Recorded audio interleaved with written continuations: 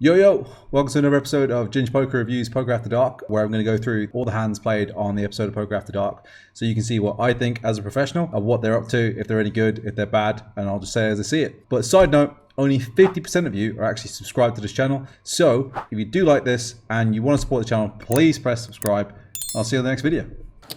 Mr. Lamb, yum yum. Looks like we got a straddle to 1600 and a raise on the bottom by Mr. Lamb to 10k. Pretty standard so far. I think the raise is on the larger side, but these guys don't look to be folding. We're in position here, so this looks pretty good. Ooh. One time. I fold. Lamb makes it 10 to skate. Well, you just never know. I mean, That's better than February. above. It's better than it might be queen deuce. With It's the above 8-4 suited. Check. Svandiari defends the straddle. It's not the worst defend. Like when we got all that dead money and we're closing the action, you can defend slightly wider. And obviously, this is pretty sick flop. Trips. Praying that Ben has an ace. Standard continuation. Standard. Thing I like the c-bet here for very small from Ben. He's gone like just under a quarter pot. I like this a lot. Going to be barreling off on like kings, queens, diamonds, that kind of stuff. Svandiari on the other hand, he's got a choice between raise and call. I think with hearts, I think I choose raise. The reason I want to raise more often with hearts is because Ben has got some more backdoor flush draws he can call with, and that's the only reason. Standard continuation. 5,000.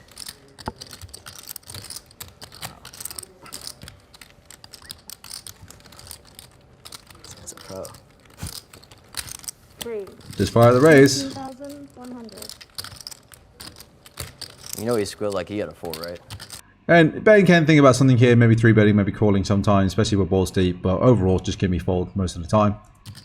I didn't hear that. Yeah, you should factor that in. You had a 4? Not me, he was talking about him. Oh. That was the noise that was made. I don't know if DJ can make that noise. Wow. Yeah, Little bit of a loose call on the flop. You can do this sometimes, maybe against a Svandiari who you think's taking the mix sometimes, like going for it a little bit too much on these boards, but I don't think he will be, to be honest. I think he will be mainly playing his image and only raising mainly 4x, but we'll see what happens on the turn. that's not part of my repertoire. Svandiari check raising I bet you if the you 5K C bet to 15,100 and Lamb wants to tear one off. really Just go to the Picks. And that's the turn that's going to get us in trouble, boys. So it looks like this is going to be bet, I imagine, fairly chunky now from Svandiari, and pretty clear call from Ben. Maybe even a jam occasionally, but I imagine just call. Picks up the diamond draw. Couple swings. Like Ben's got 104k behind. If I'm a Svandiari here, I'm probably going to make this at least probably around 40k, maybe slightly under, just to make it look a little bit like I might fold. So probably going like 38. I already went earlier and said that I was going to play better. I don't know if it happened yet. Oh, that's not what I said at all. I'm stuck more. A couple curse words and Ben Lamb were involved. That's about it. Nothing about me playing better.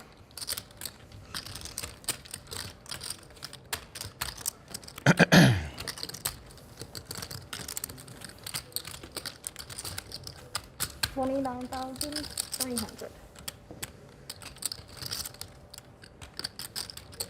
29,300 is about half pot. I think that's a slight mistake. I think we can definitely get some more money out of Ben. I think Ben's calling decision on the turn.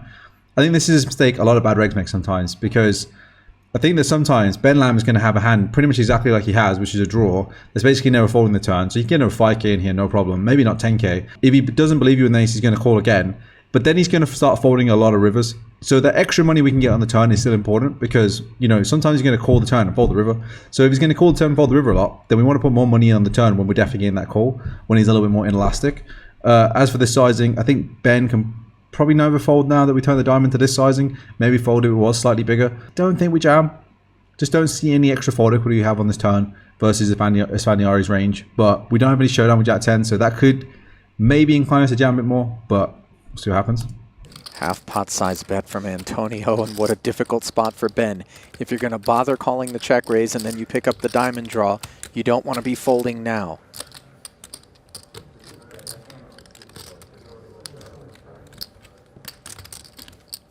By the way, you absolutely can fold this. It's not the end of the world if you turn your draw to then fold to the double aggression when the turn doesn't really change anything and your opponent keeps firing into you. Like, what does your opponent really have? How many bluffs does he really have here? Is he just going to start randomly bluff raising like 6-5 suited to barrel off here? Maybe, but not always. Like, folding's completely fine.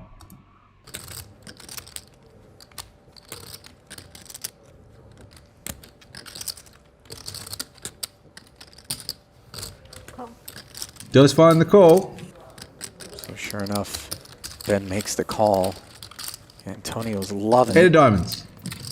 Oof. There it is. What a life, Ben Lamb.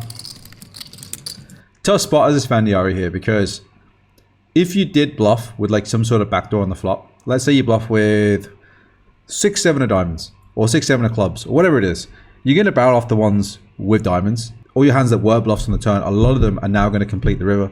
So if we're going to jam this river now, we also have a lot of flushes now, as well as the trips. So we have trips and flushes.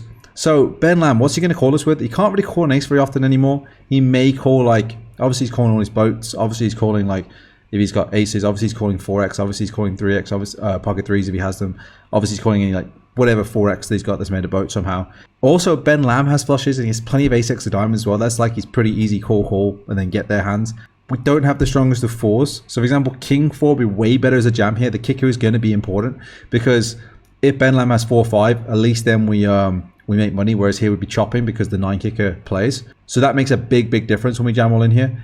In those situations when that happens, what you tend to find is that instead of jamming all in for value, because it starts to become really thin. Like if the river was the 9 of spades, like go for it, go all in. Like you can still be bluffing with 6-5, you can still be bluffing with like the diamonds that missed, and he may still call you with an ace. With the diamond completes specifically, it's way harder to get value, and we don't have a kicker. So this is going to start mixing more to our check call hands because it's not strong enough to go for value, but it's also not strong enough to check fold. So this would be a really nice check call. That being said, once I've established as a check call, do I actually call? Do I think Ben is going to jam here with a worse hand? Honestly, probably not. So I'm not saying this is a check fold because I can see the cards. I'm saying that I would get to this river and I would decide to check the hand, and then I would reassess based on my opponent whether I check call or check folded, with the idea that I'm not jamming, I'm either check calling or check folding. And then honestly, I don't know how thin people go in these spots, to be honest, and I think this would be a sick exploit check fold, but I can see the cards, so take that all with a pinch of salt.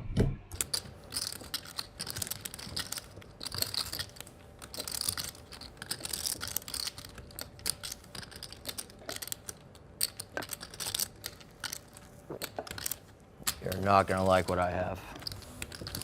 Probably. Unless you're full. Call. Oh, wow. Man, how lucky are you? Wow. Call. Ben, how do you run like this? How much is it? Nice hand. How does Ben make these many? So Sfandiari is furious. The call on the flop is a little bit light. Not horrendous, but a little bit light. You definitely don't want to be doing that all the time. The turn call is okay, especially versus the sizing. If it gone bigger, probably still has to fold. But again, maybe fold sometimes. The river call is pretty standard. The river call is like insta call. But just to give you the kind of difference in mindset there, like Sfandiari has gone, sigh, I'm going to have to put this in. But I really believe that the advanced pros at this level are going to be the ones that find the check folds there. Or at least to check the size of the check calls, whatever it is. I don't think they're going to be jamming all in for value all the time. Make this many hands. Ben Lamb show. 3-4 spades I folded. When you when you flop a hand that hard, you can't really be folding. I get it all. Yeah, you kill everybody. Oh God. Over $250,000 pot. And just like that, You still collecting? Ben 25? Lamb is up What he told me earlier, $218,000. Collecting them. And that's the end of this episode. I hope you enjoyed it. Please like and subscribe. I'll see you on the next one.